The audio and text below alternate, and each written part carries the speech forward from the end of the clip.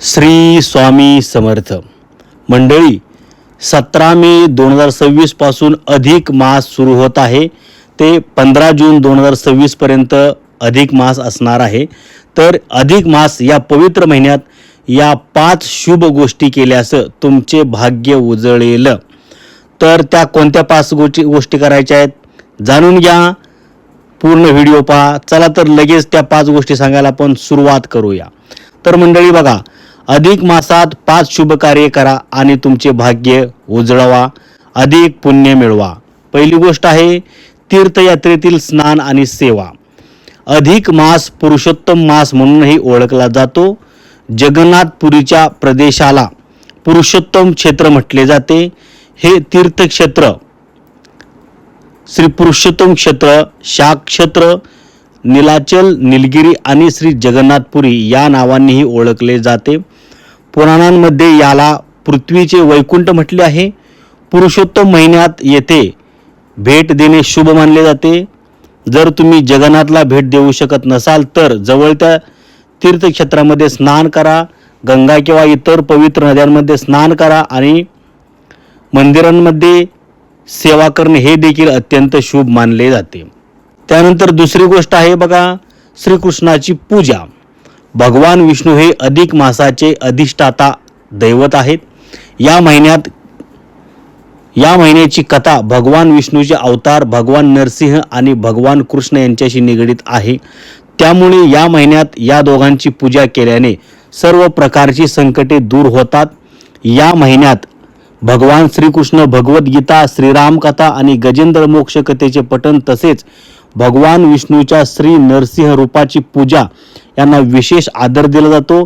या महिन्यातील पूजेचे स्वतःचे असे महत्त्व आहे. तर बघा, भगवान विष्णू हे अधिक मासाचे अधिष्ठाता दैवत आहे. या महिन्यातील कथा भगवान विष्णूचे अवतार भगवान नरसिंह आणि भगवान कृष्ण यांच्याशी निगडीत आहे. त्यामुळे या महिन्यात या दोघांची पूजा केल्याने सर्व प्रकारची संकटे दूर होतात. या महिन्यात भगवान श्रीकृष्ण, भगवद्गीता, श्रीराम कथा, गजेंद्र मोक्ष कथेचे पठण तसेच भगवान विष्णूच्या श्री नरसिंह रूपाची पूजा यांना विशेष आदर दिला जातो. या महिन्यातील पूजेचे असे स्वतःचे महत्त्व आहे. जे या महिन्यात उपवास, पूजा आणि प्रार्थना करतात ते सर्व पापांपासून मुक्त होतात आणि वैकुंठ प्राप्त करतात. त्यानंतरची तिसरी गोष्ट आहे बघा, अखंड दीपक. या महिन्यात आपल्या घरातील देवघरातील शालिग्राम मूर्तीसमोर संपूर्ण महिनाभर तुपाचा अखंड दिवा तेवत ठेवा. जर तुमच्याकडे शालिग्राम नसेल तर भगवान विष्णूच्या चित्रासमोर दिवा लावा. या शुभ प्रथेमुळे मागील सर्व जन्मातील पापांचे क्षालन होते, ज्यामुळे सुख, शांती आणि समृद्धीचे जीवन लाभते. या महिन्यात देवाला दिवे आणि ध्वज दान करणे हे देखील अत्यंत पुण्यकारक आहे. पुढची गोष्ट आहे बघा, धार्मिक ग्रंथांचे वाचन. अधिक मासात पुरुषोत्तम महात्म्याचे पठण करणे हे देखील अत्यंत फलदायी ठरते. हे शक्य नसल्यास श्रीमद भगवद्गीतेचे पठण करावे किंवा दररोज गीतेच्या पुरुषोत्तम नाम नावाच्या 14व्या अध्यायाचे त्याच्या अर्थासह पठण करावे. या महिन्यात विष्णू सहस्त्रनामाचे पठण करावे. भगवान विष्णूच्या 1000 नावांचा महिमा प्राचीन ग्रंथांमध्ये अवर्णनीय आहे.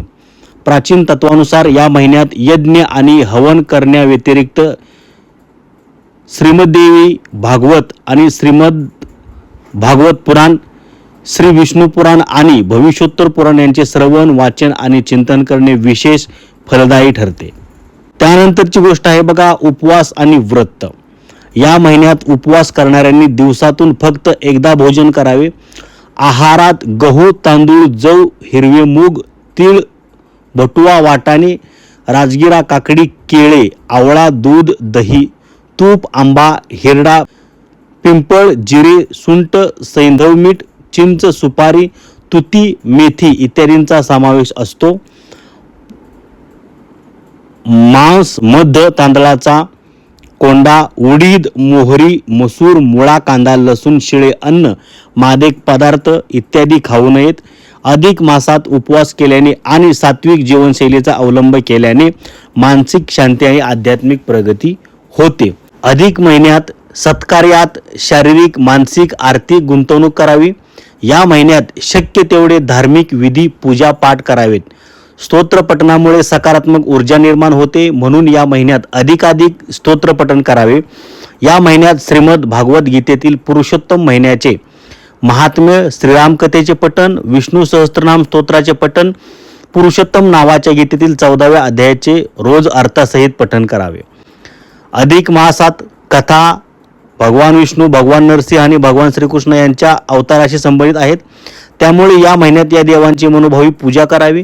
जर तुम्हाला पठण करता येत नसेल किंवा रोजच्या कामकाजाच्या धावपळीमुळे वेळ मिळत नसेल तर तुम्ही ओम नमो भगवते वासुदेवाय या मंत्राचा जप दररोज 108 वेळा करावा.